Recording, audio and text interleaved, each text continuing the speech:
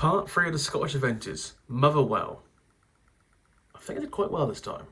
Welcome to PS2 Minigames. PS2 Minigames.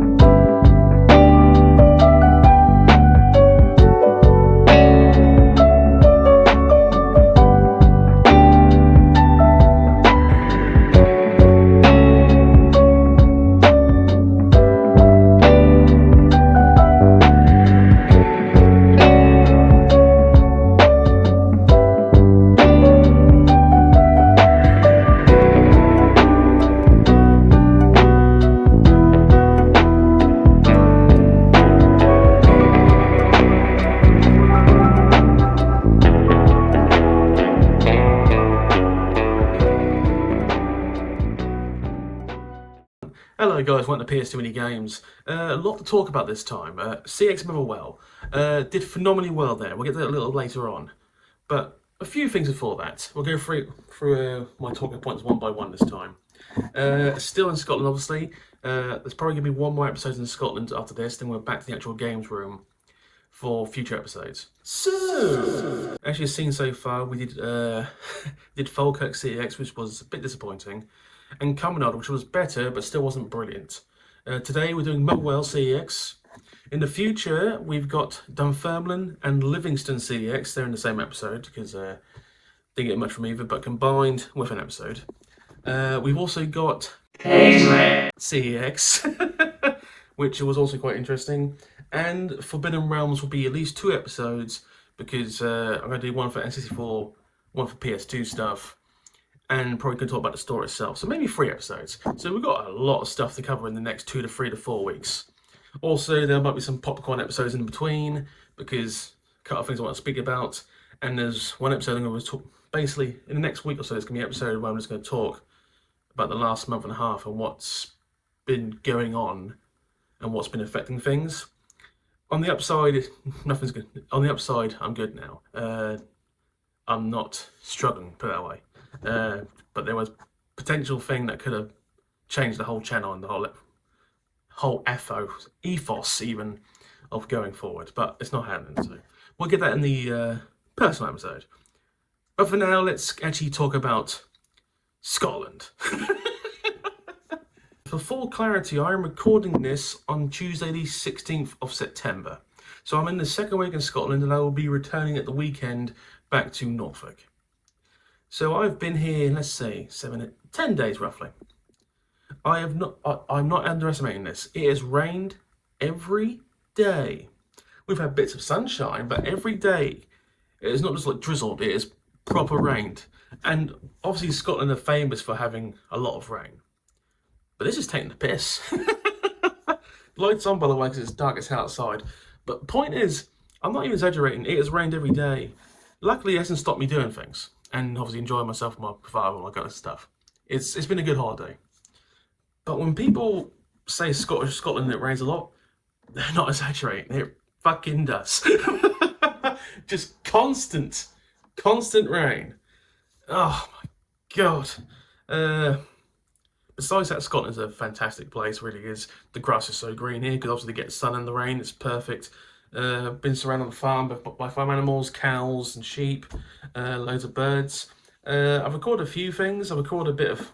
So, for full clarity, I went to watch League One Scottish football, Alloa at home to Montrose. What a shit game! Oh my god. I wanted to get authentic Scottish football for the lower leagues. Honestly, you probably can find that in most towns. Like Great Yarmouth football team is not even in a league. They're in such a minor league, no one cares. But you probably get the same amount of people at Great Yarmouth actually did it at the Alloa game. It was amazing. I also have been to my second of 3 horse racing meetings. Now, before we go any further, I don't bet very often. I haven't got a gambling problem. I only do horse racing while on holiday because I'm enjoying myself and I save money, blah, blah, blah.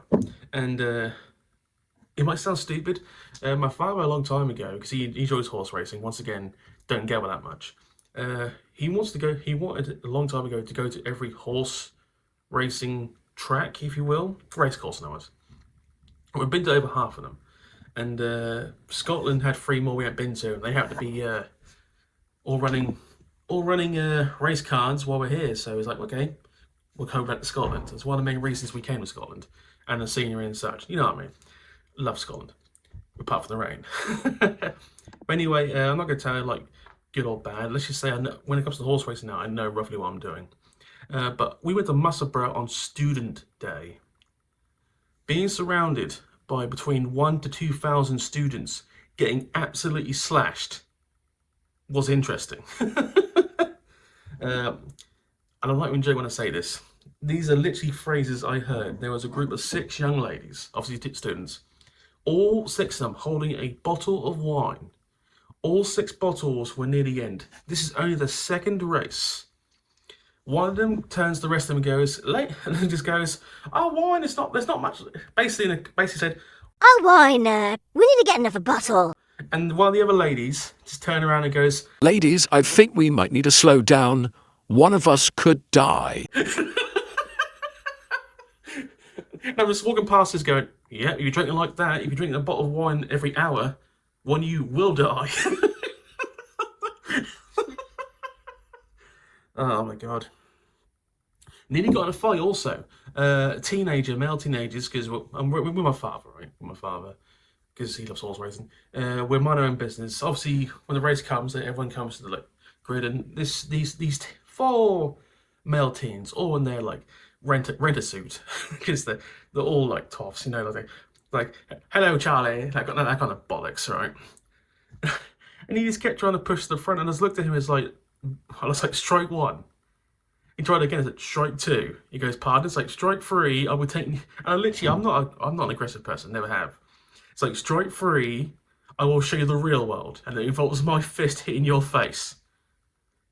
Shockingly, he backed off.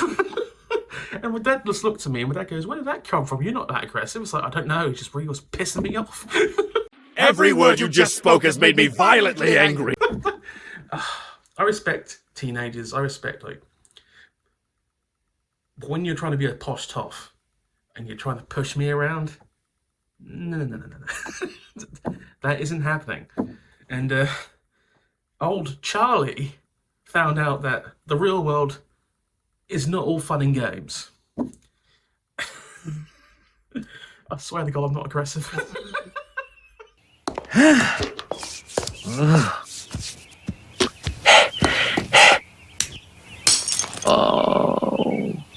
Now calm down, diddly diddly diddly diddly diddly. They did their best, shoddily iddly iddly diddly. Gotta be nice, hostility diddly biddly diddly. Ah, hell, diddly ding dong crap! Obviously, I implored no one to threaten students. It was just a moment where I was with my father.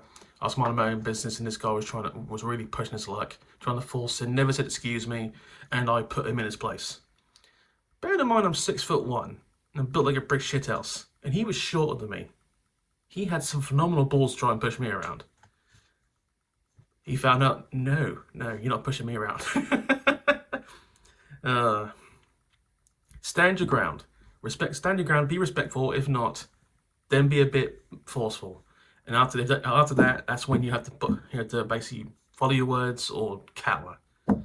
Hopefully, I never had to follow my words because I ain't assaulted someone in a long ass time. I think last time I punched someone was in college. Never needed to. Okay, let's move on off that completely. YouTube hype, right? So to the last 2 episodes, I mentioned in Falkirk the whole new YouTube hype scheme, right? Scheme, I think it's like new gimmick, and I mentioned it again in the next episode for Common Old. What I didn't actually know when filming this episode is that apparently YouTube hype, you can only hype from the mobile phone. How fucking stupid is that? So YouTube, once again, have brought out a new gimmick without really thinking it forward. And YouTube, for some reason, assumes that everyone watches videos on phones. Far from the truth, half the people who watch my episodes actually watch from laptops and computers and televisions, where you can't hype. So the gimmick is still not 100%. And I will say this though, just hit table. For those who did hype the Falkirk episode, thank you very much. We actually did get in the top 100 most hyped videos in the UK for like 2 days. Did it result in anything positive for the channel? Nothing I have noticed. No, seriously, I haven't noticed anything different from like the video that got hyped. Also, the Common Old episode got quite a bit of hype. But hopefully if I send Dave the photo, I actually did a still of where we were ranked in the hype chart. We got in the 80s. So apparently being the 85th most hyped video in the country did nothing for the channel. And that's probably because no one knows what hype is yet. No one knows how to get to the hype chart yet. And until YouTube really sorts their shit out, doesn't introduce a new gimmick without seeing it through fully, it's going to be pretty useless. I think hype will make a big difference for the channel in the future, but I think in its current form, it's not as noticing because it's a new gimmick. It's only the first month. So if you want to keep hyping videos, I would appreciate it immensely. Apparently you have to get at least 90,000 hype points to get in the top 100. We got 88 to 90,000, so very good. And there are some interesting videos in those top 100, and some of those videos have got less views than this. So this shows you that people don't know the hype categories there yet. So at the moment, it's a bit of a waste of time. I might come back to it in the future, but if you still want to hype it, I appreciate it. Maybe as the months go on, hype will be more knowledgeable, people use it more. But in its current god dang, I try to say that word, I can't do it. Its current form is just a waste of time. And I've had other YouTubers say exactly the same thing. But I appreciate all those who did hype it. And if you want to keep doing that, thank you very much. Before we go to the commercial break, I will say one of my favourite comments last week, I think it was on the Falkirk episode, because obviously I'm filming in a fucking spare bedroom. Someone said it looks like you're under house arrest and you're being confined to the bedroom. To be honest, it did. When I looked at the video, it's like, you know what? I do look like I'm under house arrest. By the way, this episode I'm trying to be a lot more, how can I put this? Slow it down so you can hear everything I'm saying. Trying to be more articulate in my verbiage and trying to not sound like I'm drowning. So I was a bit low key this time. This one, I'm actually using my normal voice now. I've gotten used to the room.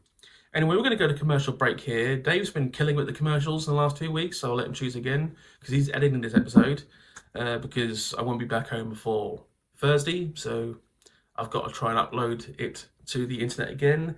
Bearing in mind, I've completely gone through all my data for the phone monthly contract. I'm going to have to pay more. What a fucking pisser. Anyway, I'll see you on the other side. I called the witch doctor, he told me what to do. He said, ooh-ee, ooh-ah-ah, ching, chang, walla-walla, bing, bang. That means play Dr. Mario on Game Boy or NES. Ching, chang, walla-walla, bing, bang.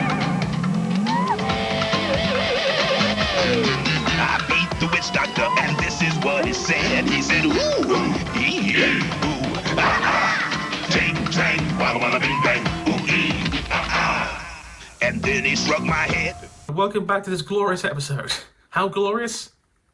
That glorious. Oh, good lord. So Motherwell CEX, in the past I've said that smaller towns and like smaller CEXs usually come up trumps. I can't emphasize this enough, so you need to listen to me very carefully. Motherwell CEX is one of the best CEXs I have ever used. I'm not even joking, honestly. Phenomenal customer service, phenomenal organisation, the quality control was fantastic. You'll see why, because we bought 4 things. We managed to buy 4 boxed N64 games, and every one of them is in fantastic condition. Also, their knowledge is brilliant, the organisation is brilliant, and they knew what they were doing. Which might sound like something they should do, but some CXs, they don't. Also, shockingly, when there was a queue, one of them, when there was only one person serving, someone else jumped on to help serve. A phenomenal concept which Falkirk didn't understand. I'm still bitter about waiting half an hour in a fucking queue. But by far, so far, it has been the best CEX I've been to in months. And I love Norwich, and I like Great Yarmouth. For one-time visits, this is top 5. Top 5 stores, honestly.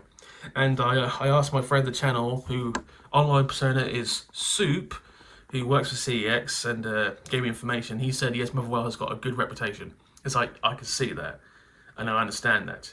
And also, the parking was so close to it, so it was a win all round. So what we're going to do now, we're going through all 4 N64 games, boxed games that is, one by one.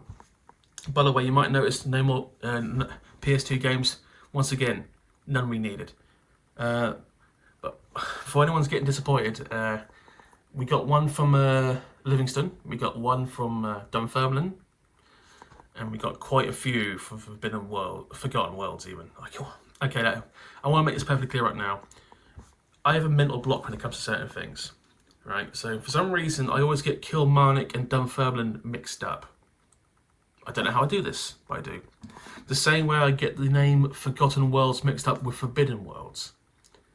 I've said it a few times with Forbidden Worlds. No, it's Forgotten Worlds. It's forgotten, and that's just mental block. Sometimes I just can't get past it. Mentally, sometimes you just can't get past it. So if I keep making those fraudulent slips, I'm sorry. It's a genuine mistake. I just can't compute. I think the Dunfermline Kilmarnock thing might be football related, because Dunfermline's like up here in Scotland. Kilmarnock's like way down there.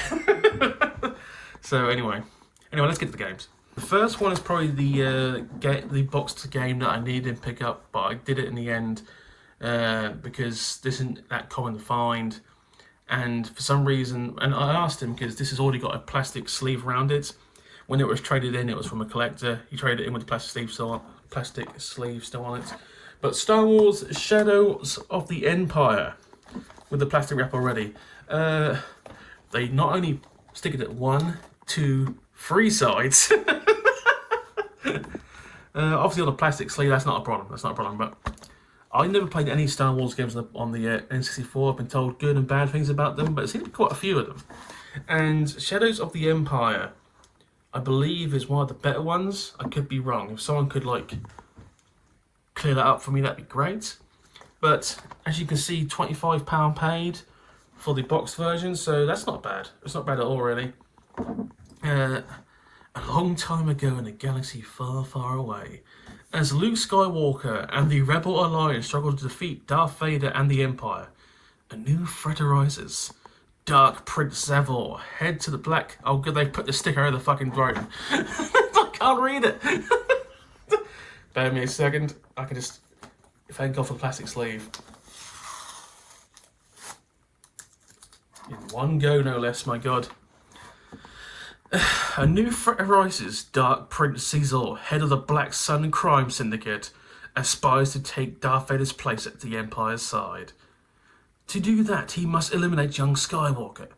As Dash Render, it is up to you to protect Luke and help the Alliance defeat the evil Caesar. Watch out for infamous bounty hunters and deadly stormtroopers. Now, if anyone's watched the film, they are not deadly in any way. I think stormtroopers for it. I think got some of the worst aim of any like army soldiers in like the history of cinema. It kind of is true. So the story apparently is in between the 5th and 6th films, so The Empire Strikes Back and Return of the Jedi. So it's just after Luke lost a hand, obviously. And it's just before. So it sounds quite intriguing. Never played it. I will try that at some point. But first box game, Star Wars Shadows of the Empire. Sounds good. Yeah, the reason I needed it by it was that I didn't like. I was like, but it's like I've got to that point now. It's like you're never gonna get perfect boxes anymore because they're so flimsy. It's already wrapped, and it's only a minor issue. So I let it go. Obviously, in the future, I can get a better version. I have to. The other 3 games are not actually in a plastic box. They're actually as they took them, as they got them. We'll go with that one. Next one. I love the fact it's still got the original sticker on the front, by the way. Racing Simulator. So I believe I've already got the cart for this. I've now got both of them. So this is legally distinctive, not Formula One. They got about as legally close they could get to a Formula One car without actually like not crossing that line of like copyright threat. So basically, but this box actually is in ridiculously good condition. Considering the flimsy, I do love on the back the gift aid sticker. This was once given to gift aid. I like the original sticker, but it might sound stupid. It's like it shows you. I'm assuming they were basing that very loosely on a late 1990s Jordan F1 car.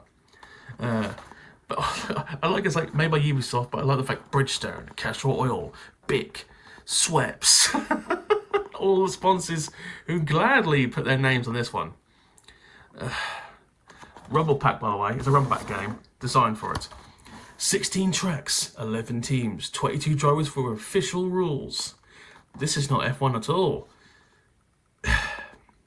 So this screams we want to do an F1 racing formula without touching F1 copyright. And to be honest, I'm all for it. There's been some phenomenal games in the past before this where they didn't have the, especially like American football, right? Like the Madden license in the 90s, there were a lot of American football games without the Madden license that were just better, but they can't make them anymore to like copyright. You understand what I mean? But this actually feels nice. What I will say, one thing is like clearly states made in Japan there, so.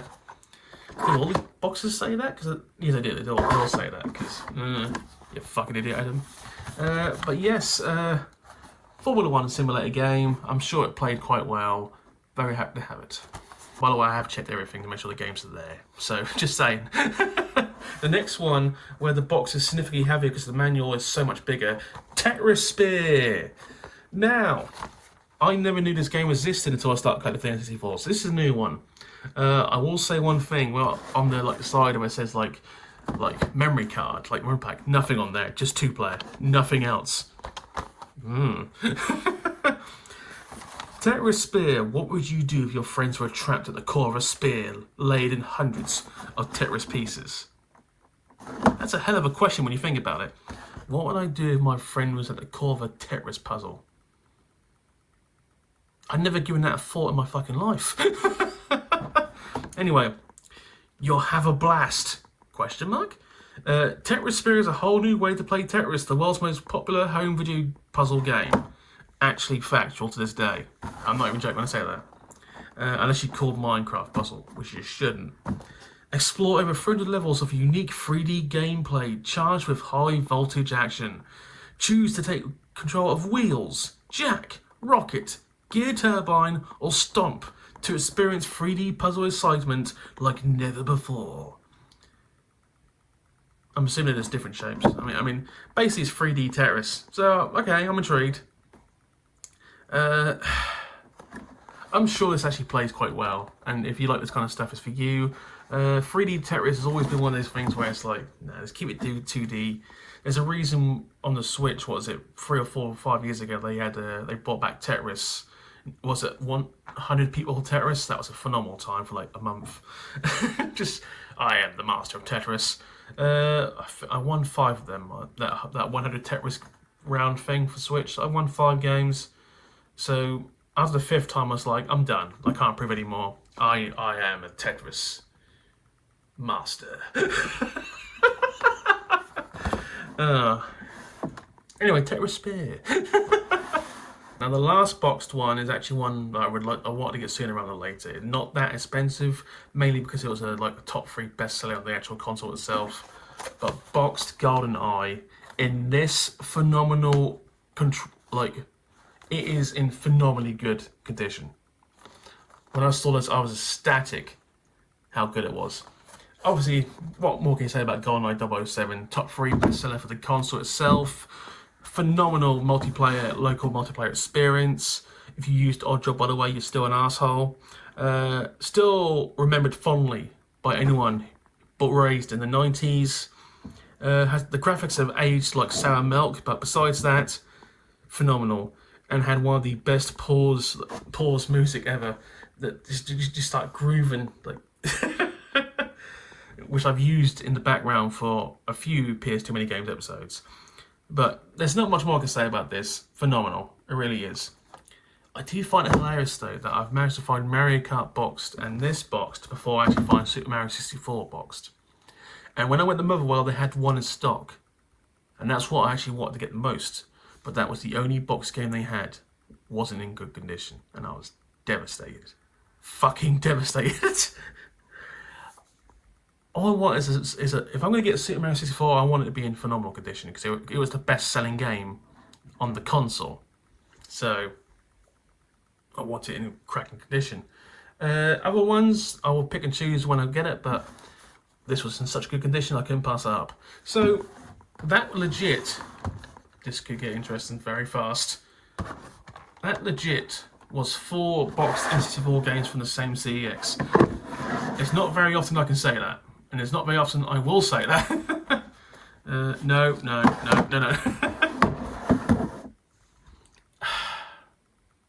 Once again, Motherwell CEX. One of the best ones. It really is. And if I lived nearby, that'll be my first choice every time. But that's it for this episode. Please comment, like, subscribe, and hype. Oh, that was so cringe. But next episode, I will actually edit myself because next episode will be Dunfermline and Livingston CEXs. And I'll be editing it because I'll be home by the time it comes out Sunday and I can use my home Wi-Fi to upload that shit. So I haven't got a... Dave, your burden has been lifted.